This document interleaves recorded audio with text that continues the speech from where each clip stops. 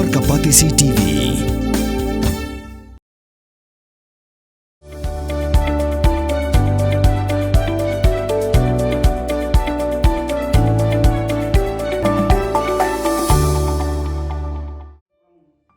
Hajar Ngut ki Riewngeit ke balang Katolik na Rilum Khasi bat Jaiñtia.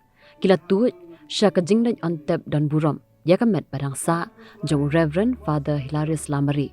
Hakat nyautrik urisau aracar apusan.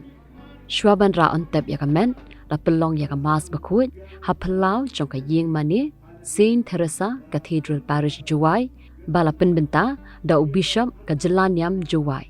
Umus Reverend Ferdinand Kar bat Bishop ke Jelanyam Nongston, Umus Reverend Wilbert Marwen.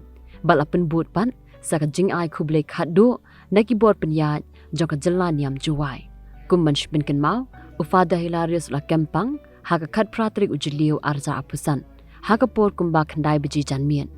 Bala ra no marmar sha Woodland Hospital. Kabadan haka shnong saba muswang bat hadien baki doktor kila pentikna baka dei ke jingpang stroke la pinkit sha Nazareth Hospital Shillong.